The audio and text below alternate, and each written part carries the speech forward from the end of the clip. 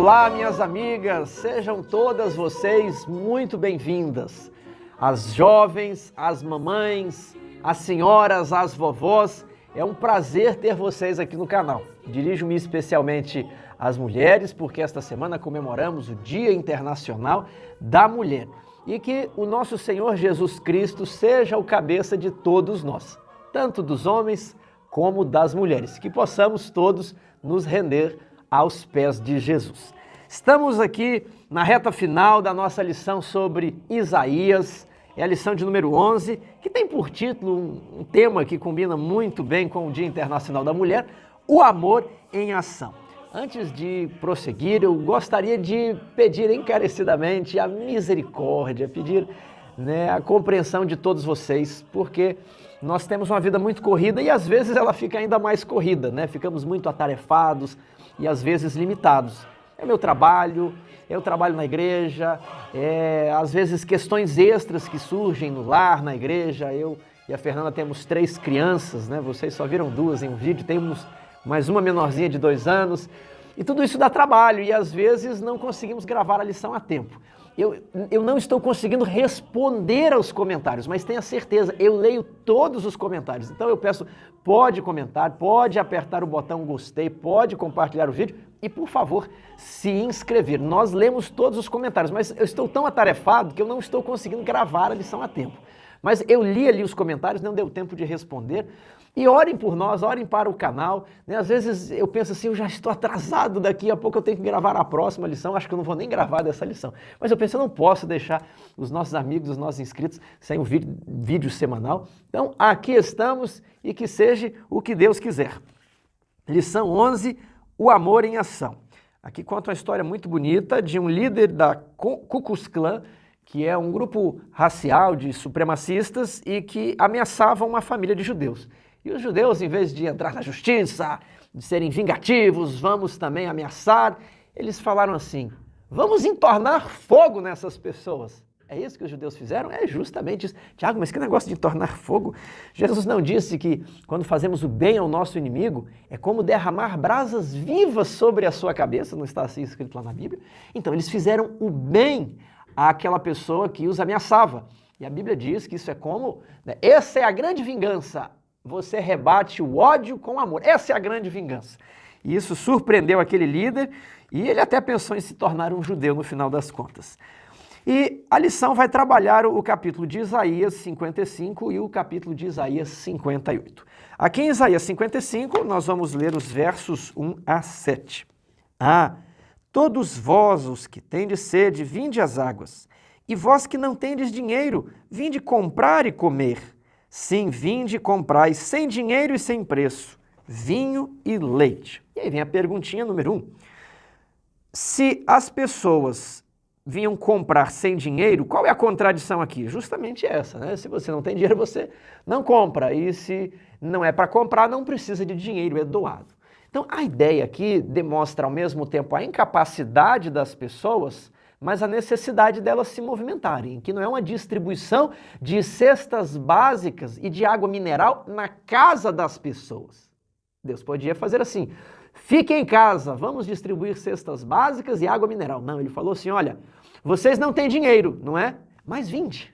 Então exige-se, Deus oferece a sua graça, mas o homem ele precisa dar o assentimento pela fé, ele precisa aceitar, ele precisa dar o passo de confiança em direção a Deus e segurar na mão de Deus. Deus não vai soltar, mas a fé que se exige é uma fé ativa. Nós não vemos na Escritura uma fé passiva. E depois é dito, Sim, vinde e comprai, sem dinheiro e sem preço, vinho e leite. A salvação não é comprada. Ela é pela graça e pela fé, mas não uma fé passiva, uma fé ativa. Agora, vamos trabalhar esse tema da salvação. Leia Pedro 1, 18 e 19. Qual foi o preço da nossa salvação?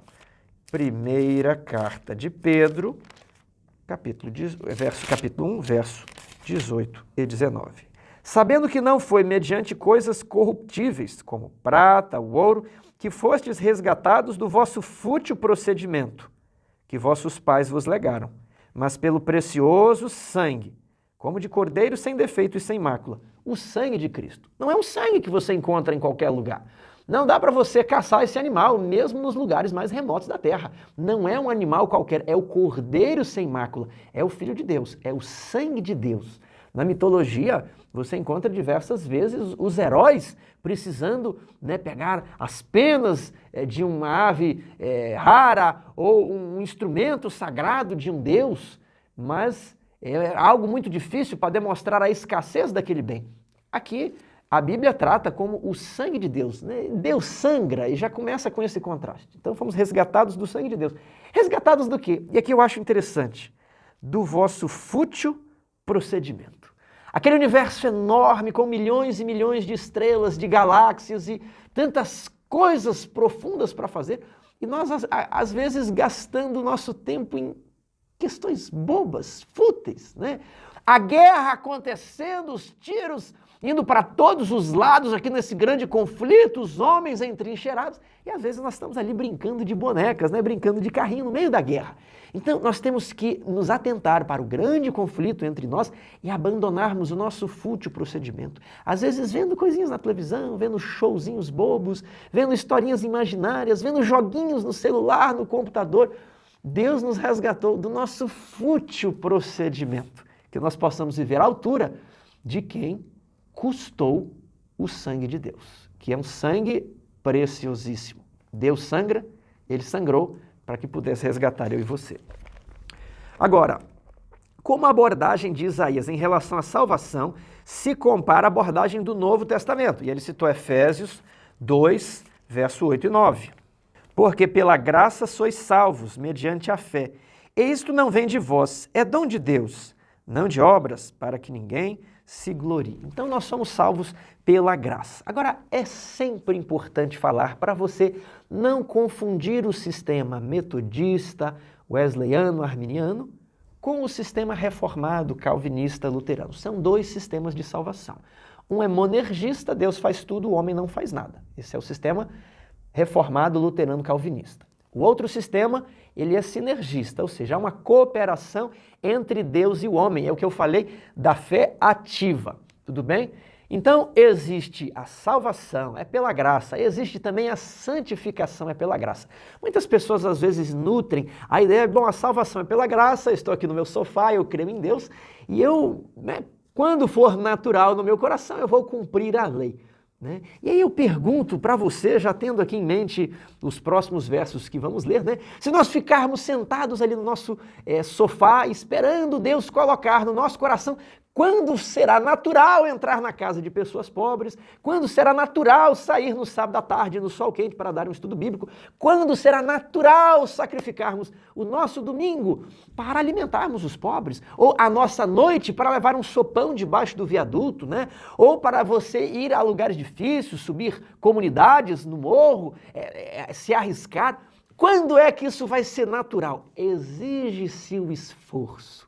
Você seguiu a Jesus, você lê sobre a vida de Jesus, ele te motiva, mas se nós não quisermos, nós não vamos sair de casa para retirar o jugo das pessoas, porque o natural é o nosso conforto, é a nossa preguiça. Então, o trabalho de cooperação é justamente esse, vinde, comprai, vende, Deus salva você pela graça, mas Ele quer que você se levante do seu sofá e ajude a salvar o seu irmão também. É necessário um certo esforço de cooperação com Deus para você obedecer à lei, para você aliviar os sofrimentos dos outros, porque não é cômodo, não é confortável, é muito melhor ficar dormindo, tudo bem? Esse é o trabalho de cooperação. Agora vamos aqui para a parte de segunda-feira, pensamentos e caminhos elevados. Eu vou ler o verso 6 de Isaías 55. Buscai o Senhor enquanto se pode achar, invocai-o enquanto perto ele está. Talvez um dia ele não vai estar mais perto, Deixe o perverso, deixe o ímpio o seu caminho e o iníquo os seus pensamentos, e converta-se ao Senhor, que se compadecerá dele, e volte-se para o nosso Deus, porque é rico em perdoar. Porque os meus pensamentos não são os vossos pensamentos, nem os vossos caminhos os meus caminhos, diz o Senhor. Porque assim como os céus são mais altos do que a terra, assim são os meus caminhos mais altos do que os vossos caminhos e os meus pensamentos mais altos do que os vossos pensamentos. Meu amigo, quais são os planos, os projetos que você fez para 2021? Talvez você está deixando a sua decisão para o batismo para depois. Talvez você está deixando a sua decisão por se reformar nesta ou naquela parte para depois. Talvez você está deixando a reconciliação com a sua esposa ou com o seu marido para depois. Talvez você está postergando isso, não vendo lógica no chamado que Deus está te fazendo. E às vezes você raciocina e fala, não tem sentido. Mas aqui é o apelo, os meus planos são maiores que os seus planos. E é isso que nós vemos na pergunta 4. Como é que é esse negócio de assim como os céus são mais altos que a terra, assim os meus planos são maiores que os seus planos? Nós vemos isso na história de várias pessoas que estão ali em Hebreus 11. Nós vemos a história de Abraão, que deixou a cidade de Ur dos Caldeus para ir para uma terra que ele não conhecia. Valeu a pena? Quem olhou de fora falou que não valeu a pena, né? Morava numa cidade muito estabilizada, com encanamento, água em casa, sistema de esgoto, tecnologia, né? Os dias de hoje, tudo que nós temos numa grande cidade. E aí ele foi morar em barracas, né? Lá na terra de Canaã. Valeu a pena? Valeu, porque ele estava olhando os pensamentos de Deus. Os pensamentos de Deus diziam, você se tornará pai de uma grande nação. Quando? Depois que ele morresse. Abraão só teve um filho, o filho da promessa, teve Ismael, teve alguns outros ali depois, mas ele teve muito poucos filhos para ser considerado uma nação. Isaac teve 2 filhos. Quando é que ele foi pai de uma grande nação? Nos planos e nas promessas de Deus. A Bíblia diz que Abraão saiu da terra de Ur dos Caldeus porque ele tinha em mente a cidade que tem fundamentos, que ele vai entrar um dia na Nova Jerusalém. Assim também Moisés. Vamos abrir ali e ler esse texto lindo, esse texto incrível que está em Hebreus capítulo 11. Pela fé, Moisés, quando chamado homem feito, recusou ser chamado filho da filha de Faraó, preferindo ser maltratado junto com o povo de Deus, a usufruir prazeres transitórios do pecado. Recusou ser o príncipe do Egito, recusou ser o próximo faraó, recusou ser o homem mais rico, mais poderoso da face da terra. Para quê? Para ficar 40 anos apacentando ovelha, recebendo o sol de dia e a geada de noite, longe da esposa e filhos, porque tinha que dormir com as ovelhas. Talvez sem muito recurso, sem banheiro, sem uma caminha fofa, e ficou lá 40 anos. E depois 40 anos no deserto, peregrinando, sem não ter entrado na terra prometida, porque considerou o opróbrio de Cristo por maiores riquezas do que os tesouros do Egito, porque contemplava o galardão. Pela fé ele abandonou o Egito, nem ficou amedrontado pela cólera do rei, antes permaneceu firme, como quem vê aquele que é invisível. Ele conseguia ver os planos de Deus que eram muito maiores. E um dia, Moisés, 1500 anos depois, entrou lá na terra prometida, quando foi consolar Jesus. E Pedro diz, eu vejo aqui Moisés e Elias estavam ali. Estão no céu há muitos anos. Compensou ou não compensou? Eles estavam aqui nesse Big Brother. Em vez de querer ganhar o título aqui desse Big Brother, eles saíram da casa, porque contemplavam os planos de Deus. E às vezes as pessoas olhavam para os mártires ali rendendo a sua vida nas arenas, no Coliseu, queimado nas fogueiras, e isso não vale a pena. O mártir já olhava a vida eterna, já estava contemplando a volta de Jesus. A cabeça de Paulo, quando foi decepada, Paulo já olhava para o horizonte e disse assim, vai ser um abrir e piscar de olhos, quando eu olhar, recobrar a minha visão novamente, estará na ressurreição. Viverei milhões e milhões e milhões e bilhões e bilhões e trilhões de anos. O que são esses pensamentos de Deus? O que é esse eterno galardão? Esse peso eterno de glória muito excelente, acima de toda comparação, com o que nos é oferecido aqui. E às vezes nós ficamos com medo. Eu vou perder meu emprego por causa do sábado. Eu não estou querendo me batizar agora. Será que não vale a pena sair da igreja e gozar os prazeres transitórios do pecado? Não vale a pena, meu irmão. Os planos de Deus para você são muito maiores do que você imagina.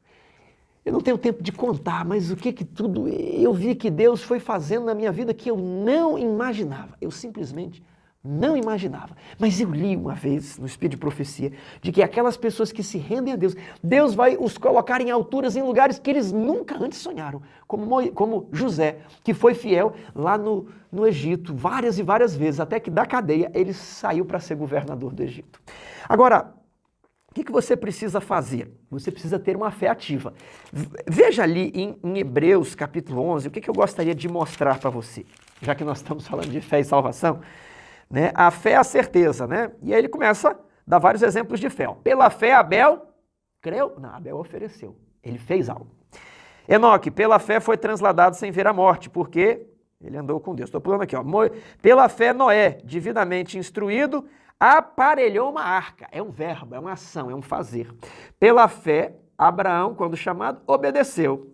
Pela fé, Isaac abençoou Jacó. Né? Pela fé, Jacó abençoou seus filhos. Aí José deu ordens, né? Moisés, ele abandonou o Egito. Israel, Raabe, todos fizeram algo. Essa fé não é aquele negócio assim, eu creio em Jesus, estou aqui no meu sofá contemplando. Não, essa fé precisa levar você a fazer. É uma fé ativa, é um verbo. Tudo bem? É um verbo, é uma ação. E agora, aqui nós já exploramos a pergunta 5. Qual é o contexto de que os caminhos de Deus são maiores que os nossos caminhos? Que ele quer que o ímpio se converta. O ímpio às vezes pensa na lógica do mundo. É melhor eu gastar, né, a minha vida, minha juventude aqui são 30 anos. Eu morri, mas morri bem morrido, né? Vivi bem vivido. Compensou. Meu amigo, são 30 anos dos prazeres transitórios do pecado contra, do outro lado, o peso eterno de glória muito excelente, acima de qualquer comparação pela eternidade. Ser eterno. Conversar com um anjo, com um ser de outro planeta. Poder voar. Olha só quantas coisas. Talvez você só vê perplexidade na sua vida. Perdeu um pai, perdeu a mãe, perdeu um filho, perdeu o emprego, perdeu a saúde e as portas parecem que só se fecham para você.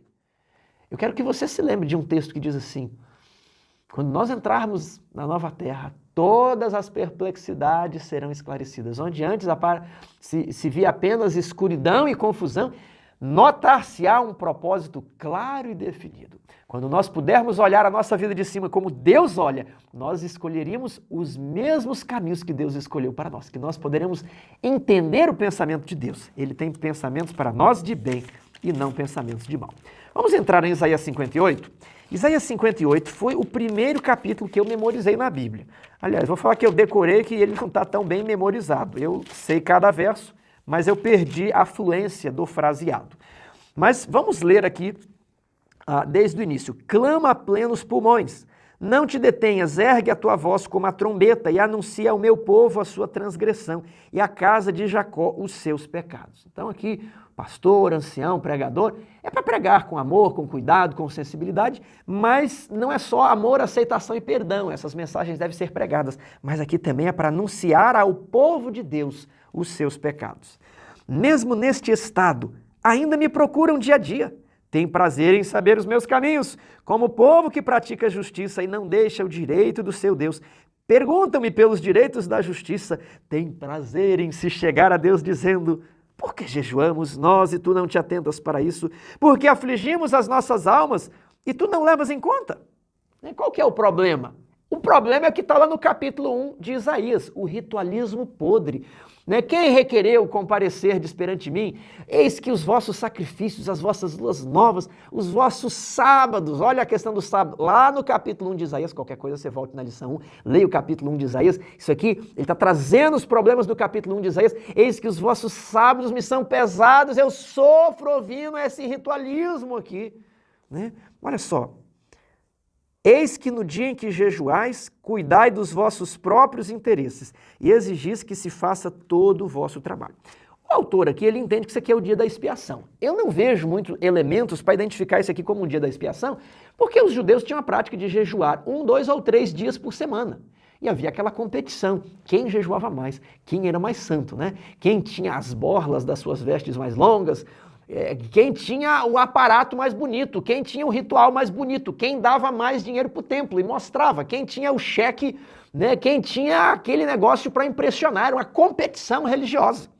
E aí Deus está falando, vocês estão jejuando, mas não é para orar, não é para se consagrar, não é para se humilhar, não é para querer buscar saber a vontade de Deus. É para mostrar, eu jejuei 2 vezes, você só jejuar uma, Que triste. É para começar a ficar só polêmica, só discussão, só briga.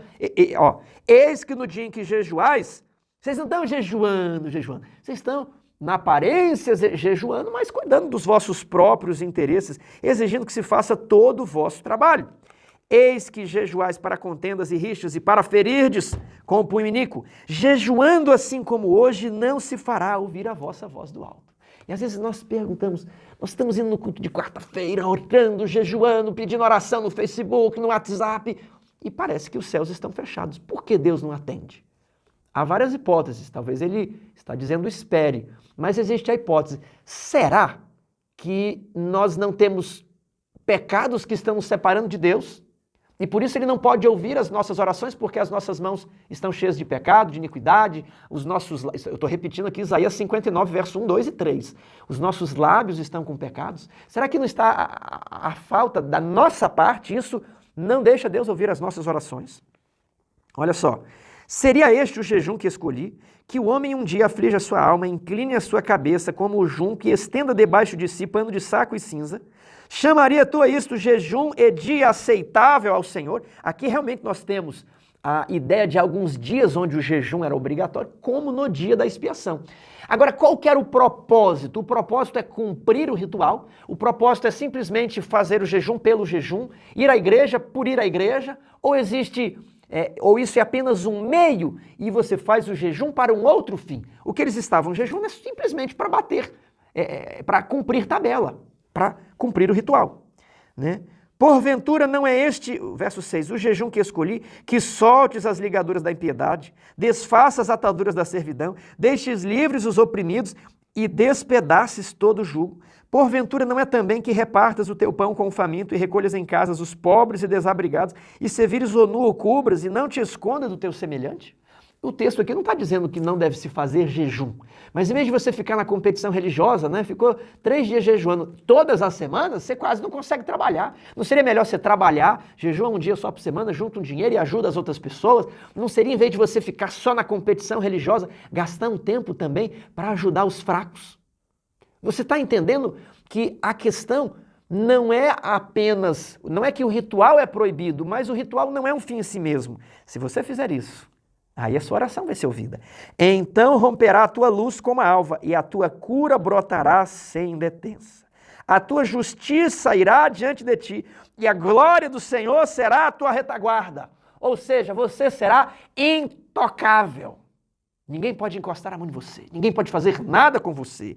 Quando você for em alguma cidade, as boas novas vão adiante de você. A glória do Senhor estará atrás de você. Verso 9, então clamarás e o Senhor te responderá. Gritarás por socorro e ele dirá, eis-me aqui. Você não vai mais ficar orando, cheio de orações não respondidas, mas você vai falar, Senhor, tenho sede, e ele vai abrir um poço de água na sua frente. Senhor, tenho fome, e ele vai fazer descer pão do céu para você. É isso que o verso está falando. Nós teremos poder na nossa oração. Quando? Quando pararmos de praticarmos o ritual e cumprirmos toda a lei, que é a lei do amor, a lei régia da liberdade, que consiste em visitar órfãos e viúvas e a si mesmo manter-se incontaminado do mundo. Eis a religião pura e sem mácula, que está lá em Tiago, capítulo 1, verso 27. Vamos comentar as perguntas da terça-feira, né? Pergunta 7. Do que o Senhor estava reclamando a eles? O que havia de errado com o jejum? Era apenas o ritualismo que eles faziam como um meio de comprar a Deus, assim como os pagãos. Os pagãos, eles oferecem coisas para apaziguar a ira de Deus. Ah, Deus está mandando muita chuva, tem enchentes. Vamos aqui matar alguém para que Deus sacie. Vamos aqui oferecer uma comida para Deus.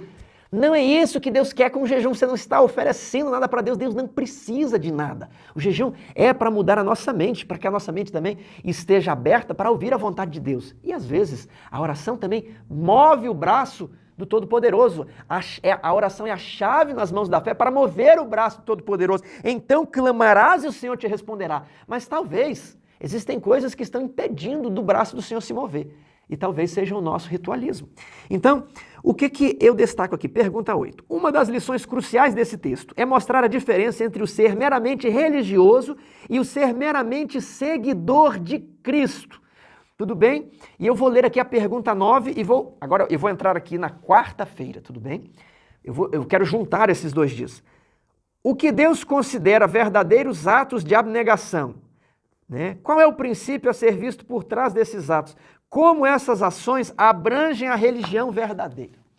Vou abrir um parêntese para dizer que há uma tendência no meio adventista de se tornar uma religião sacramental.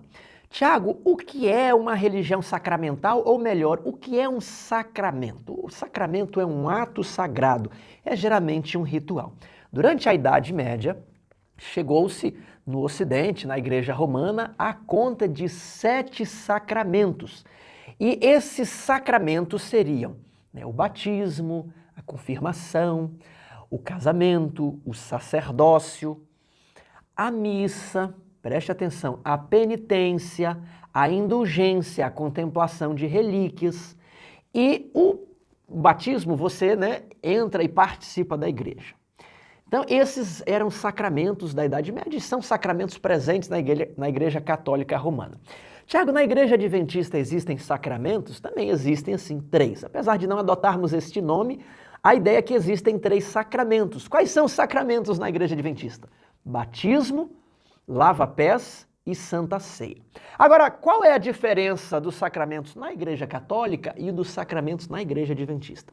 Na Igreja Adventista, nós entendemos que os sacramentos são apenas um símbolo, é apenas uma exposição pública do que nós acreditamos e tomamos ali, somos batizados. No lava-pés é uma maneira de nós nos humilharmos, de nós nos confraternizarmos na ceia do Senhor, de perdoarmos as ofensas e pecados. Então, é a ideia apenas de um símbolo, um propósito educativo, um propósito de transformação da nossa mente, de educação do nosso eu. Okay?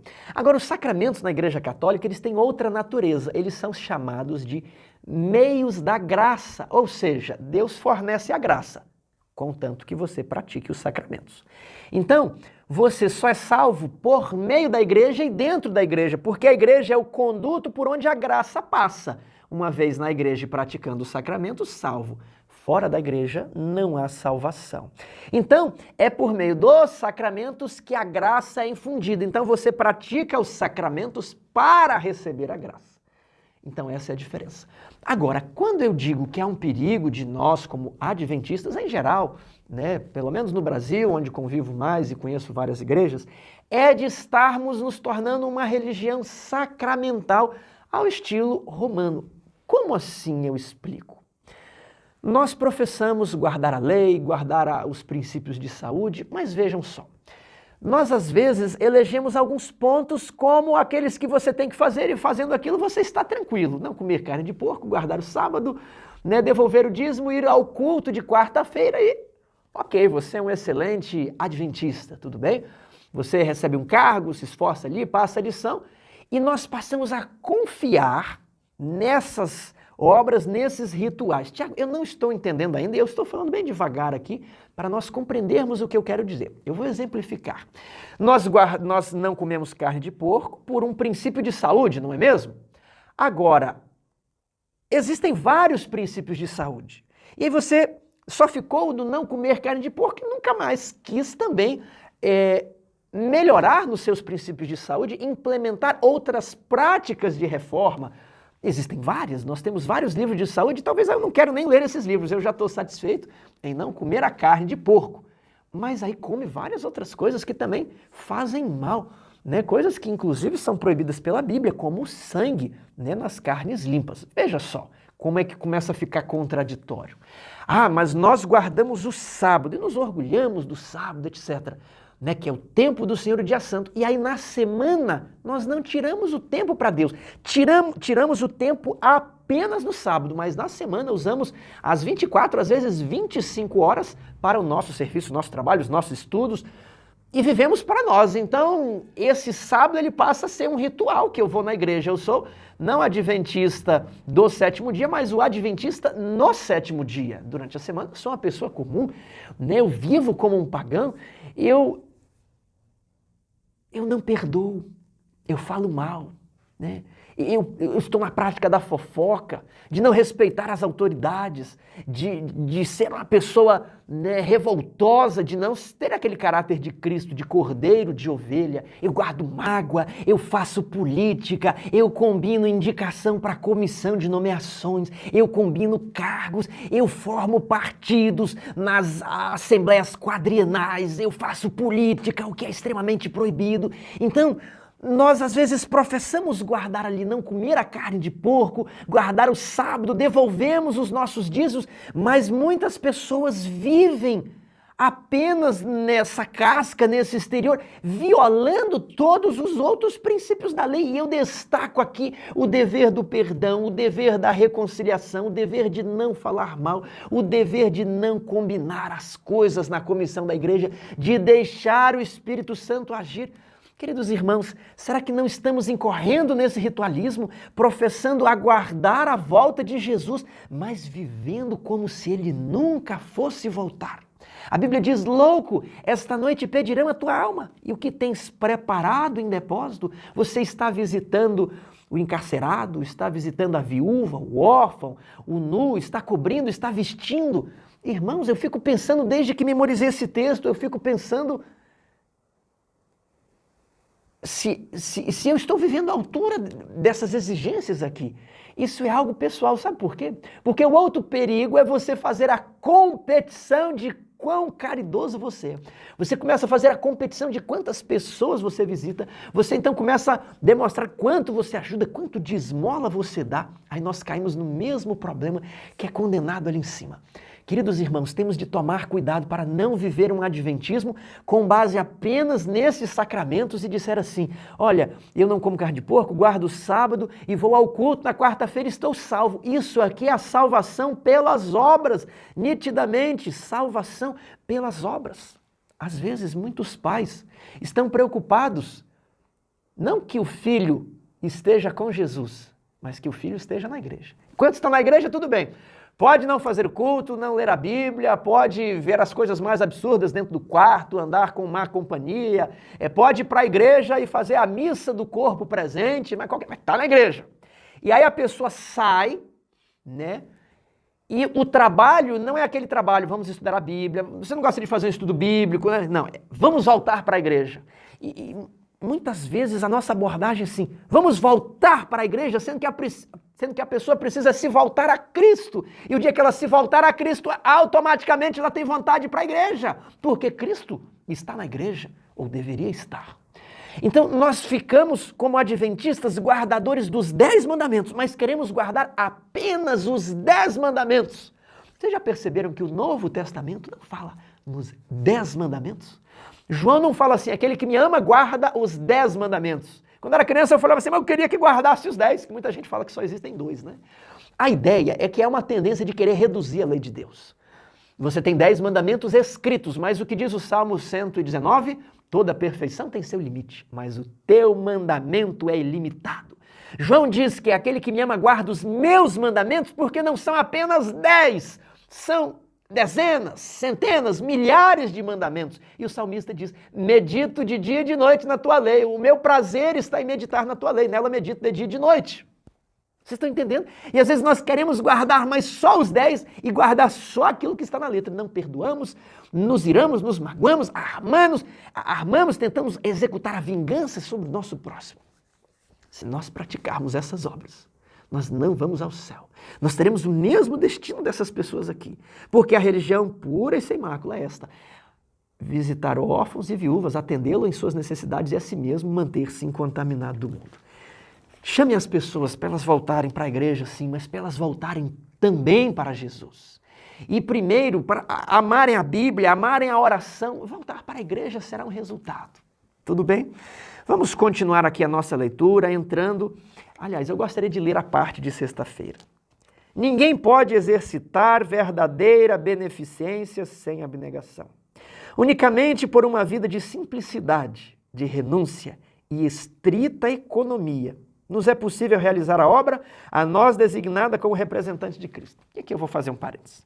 Talvez você pratique a reforma da saúde, a reforma do vestuário, né? E às vezes nós escolhemos aquilo que nós mais gostamos da lei. Ah, eu gosto muito de saúde. A pessoa, saúde é saúde, é saúde. O outro fala assim, eu gosto muito de música, a música que bate na tecla da saúde, da música e não cuida da saúde. A outra bate na tecla, é missão, é missão, é missão, e esquece das outras coisas, né? E às vezes nós elegemos pontos da lei que nos agradam. Deixa eu te falar, qual que é a questão? A questão é cumprir toda a lei. Eu vou voltar aqui para a parte de quarta. Diz assim, o Senhor busca uma igreja, um povo que pregue a verdade ao mundo, mas o que atrai as pessoas à verdade como ela é em Jesus? Estrita adesão às leis alimentares ou a disposição de ajudar os famintos? Eu só queria tirar o ou para não fazer parecer que é uma encruzilhada. Isso aqui é uma falsa encruzilhada no sentido de ou eu guardo a lei de saúde ou eu ajudo os outros. Ou eu guardo o sábado ou eu ajudo os outros. Não existe essa falsa contradição aqui. É possível você fazer as duas coisas. Deus não quer que você, né, guarde a lei mais do que Ele pede. Ele quer que você guarde só o que Ele pede. Né? Ele não quer que você seja mais estrito do que Ele pede. Ele quer que você guarde as leis alimentares e se disponha a ajudar os famintos. É um e outro. Ele quer que você descanse no sábado. Não é para descansar de forma estrita no sábado. Não é para você ser mais justo do que a lei pede. É só para você descansar do jeito que Deus pede. Nem mais e nem menos, ok? E gastar tempo e energias para ajudar o necessitado. E talvez você que está ali se empenhado na reforma disso, na reforma daquilo, etc. E aí nós pensamos assim, gastar o nosso dinheiro para nós mesmos. Oh, irmãos, isso aqui é difícil. Mas quando nós lemos a vida de George Wishart, quando nós lemos os escritos de John Wesley, quando nós lemos o que os puritanos faziam e como viviam, nós ficamos pensando, meu Deus, tenha misericórdia de nós. Vou continuar lendo o texto de sexta-feira. O orgulho e a ambição mundanos precisam ser expulsos do nosso coração. Em toda a nossa obra, o princípio do altruísmo revelado na vida de Cristo tem que ser desenvolvido. Nas paredes de nossa casa, nos quadros, na mobília, devemos ler: recolhe em casa os pobres e desabrigados. Em nosso guarda-roupa, cumpre-nos ler: veste-o nu. Na sala de jantar, na mesa coberta de abundante alimento, devemos ver traçado: reparte o teu pão com o faminto. Tiago, até onde eu devo ir, até onde eu não devo ir? Irmãos, a lei é espiritual e você precisa ter discernimento do Espírito Santo. A nossa tendência é gastar conosco mesmo mais do que nós precisamos ou merecemos. Então, primeiro ponto, devolva o seu dízimo, a sua oferta, mas faça um caixa para pobres e necessitados. Então você já separa um dinheiro. O que você pode fazer com o tempo é ir aumentando o percentual. Mas a ideia é que isso tudo vai queimar. E Deus nos resgatou do nosso fútil procedimento do consumismo, de comprar coisinhas, entendeu? Vamos gastar dinheiro naquilo que pode salvar as pessoas. É a mensagem aqui, né, de Isaías. Agora eu entro na parte de quinta-feira. Um tempo para nós, e eu vou retomar aqui de onde paramos, do verso 9. Então clamarás e o Senhor te responderá, gritarás por socorro e ele dirá: eis-me aqui. Se tirares do meio de ti o jugo, o dedo que ameaça, ou falar injurioso, tem que fazer o quê? Tirar do meio da igreja. Né? Acã foi apedrejado, porque o povo não prosperava. Paulo fala assim: lançai fora aquele que dentre vós nos perturba. Muitas pessoas entendem que não se pode tocar em pecados, não se pode falar, não se pode repreender, mas onde está o amor? Isaías 58, que é o capítulo do amor, começa assim: clama a plenos pulmões, não te detenhas, ergue a tua voz como trombeta e anuncia ao meu povo a sua transgressão, é para falar a sua transgressão, e a casa de Jacó os seus pecados. Baixinho não, com a trombeta, é bem alto, é bem forte. Então é preciso tirar do meio de ti a fofoca, a falta de perdão, a vingança, o partidarismo, a combinação de votos na comissão, né? O dedo que ameaça, o falar injurioso. Se abrires a tua alma ao faminto e fartares a alma aflita, então a tua luz nascerá nas trevas e a tua escuridão será como meio-dia. Pensa assim nas trevas e nasce a luz. E os momentos mais escuros da sua vida vão ser como meio-dia. O Senhor te guiará continuamente e fartará a tua alma até em lugares áridos. Fortificará os teus ossos, serás como um jardim regado, como um manancial cujas águas jamais faltam. Ele falou à mulher samaritana: se beberes dessa fonte, nunca mais terás sede. É o que começa a lição com Isaías 55. Vinde, comprai, bebei da água que vocês vão ter paz. Não vão ter dinheiro, mas vão ter paz. Não vão ter isso e aquilo, mas vão ter sono. Não vai precisar do remédio. Paz, eterna paz é o que Cristo promete. E aqui é o verso 12, uma promessa que eu acho especial. Os teus filhos edificarão as antigas ruínas. Levantarás os fundamentos de muitas gerações e serás chamado reparador de brechas, restaurador de veredas, para que o país se torne habitável. Os teus filhos, isso aqui é uma promessa, irmãos, para todo adventista, isso aqui é uma promessa para toda a igreja adventista, para o movimento adventista, que é um movimento restaurador de brechas, que é a igreja que prega uma restauração do antigo e primitivo cristianismo. O adventismo, ele diz, vamos afastar a filosofia, vamos afastar-nos do vinho de Babilônia, vamos afastar de todas essas construções humanas, vamos nos voltar à Bíblia, ao período dos dias apostólicos, vamos olhar a Bíblia sem o auxílio da filosofia, vamos viver o primitivo cristianismo. E haverá restauração do sábado. Tiago estava tão bonito falando de obra social, de justiça social, de distribuição de cesta básica, e agora vem a lei, para você não ficar imaginando que tudo é filantropia.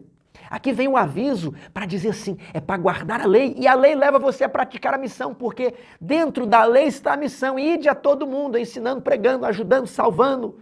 Tudo bem? A missão está dentro da lei, não é só para contendas, polêmica, é o teólogo do Facebook que só está discutindo ali, é para sair a campo, é para satisfazer as necessidades. Não, você está pensando lá na África? Não, é na sua rua, é o seu próximo, mas da África você deixa com Deus, você vai fazer o que está à sua mão, faz o que está à sua mão. Os teus filhos edificarão as ruínas, eu sou filho dessa igreja, minha família é adventista há mais de 120 anos, e nós adventistas somos filhos do povo de Deus, do povo da aliança, do povo de Israel, do povo de Jacó, somos herdeiros dos oráculos da aliança e nós estamos aqui restabelecendo a guarda do sábado.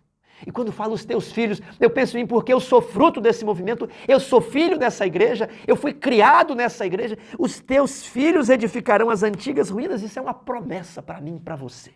Para você deixar o adventismo não sacramental, não morto, não ritualista, mas para que o adventismo seja vivo na sua vida, na sua família e na sua comunidade. Essa promessa é para você. Os teus filhos, você é filho desse movimento.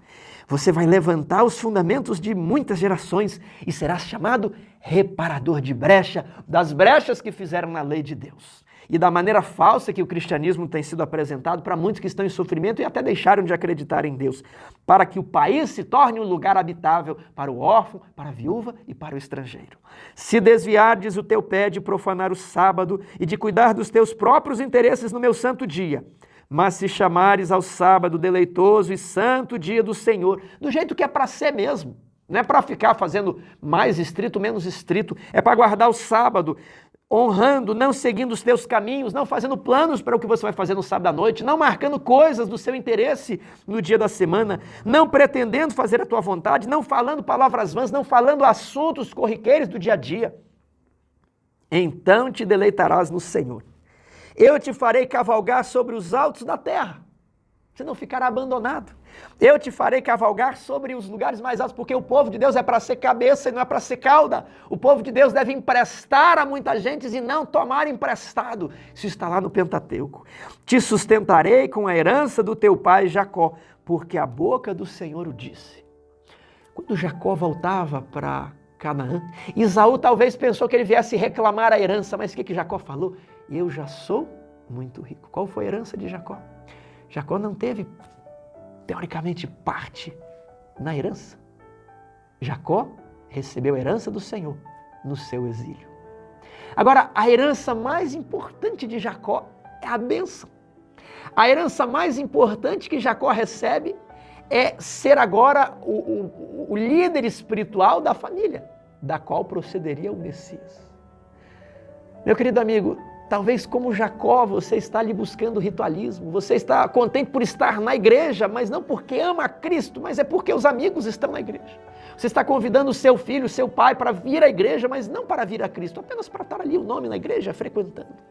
Jacó era assim, ele queria a bênção. E Jacó foi lá e roubou a bênção de Esaú. Enganou o pai. Isso não deu certo, isso não vai dar certo, irmãos. Nós estamos querendo a bênção da volta de Jesus, mas já fazem 170 anos ou mais e Jesus não volta. O Espírito de profecia nos diz que a volta está atrasada em mais de 100 anos. Por quê? porque não temos aliviado, não temos retirado o jugo, não temos restaurado as brechas na lei de Deus.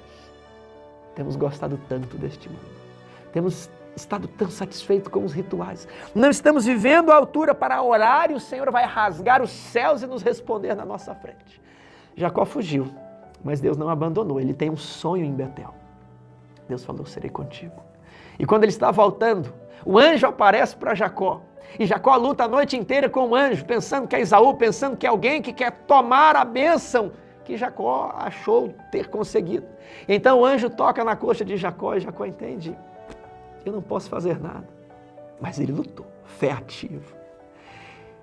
Então Jacó pede assim, eu peço que me abençoes. E o anjo fala, mas você não tem a bênção.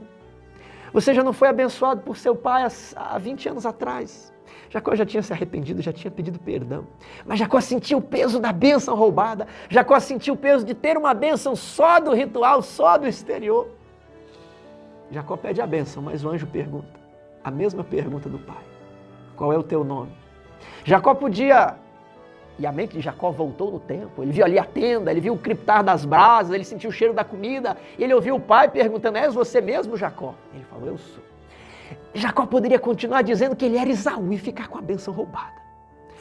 Mas Jacó falou assim para o anjo, eu não sou Esaú, eu sou Jacó. Eu sou aquele que vivia no ritualismo.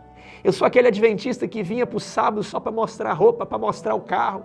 Eu sou aquele adventista que não tem prazer na lei de Deus, não tem prazer nos 10 mandamentos, mas fui ensinado a ser adventista e não a amar a Cristo. Mas eu quero a bênção. Por favor, me abençoe. E aí o anjo fala o seguinte, você já não chamará Jacó, mas você chamará Israel. Você gostaria, meu amigo, de ter o seu nome mudado, de ter o seu caráter mudado, de não mais ficar apenas nos sacramentos, nas formas, no ritualismo, mas de ter um relacionamento, de cumprir toda a lei de Deus, de cumprir todos os mandamentos, os infinitos mandamentos, e cada dia você vai aprendendo mais, cada dia um desafio, cada dia o seu eu vai se consumindo mais no fogo do altar de Cristo. Cada dia mais o eu é mais preso à cruz, cada dia um prego a mais no nosso eu, para que Cristo possa sobressair, para que Cristo realmente viva em nós, para que os nossos braços estejam pregados na cruz. Você deseja, meu amigo? Você deseja a bênção de Jacó? Está aqui, ó. Se tão somente desviares o teu pé de profanar o sábado, eu te sustentarei com a herança do teu pai Jacó. É a herança espiritual. Eu vou te fazer colocar sobre os lugares altos da terra. E quando Jesus voltar, você e a sua família vão subir ao céu, abraçados e voando, porque vocês têm a verdadeira bênção. Tome a sua decisão. Que Deus os abençoe.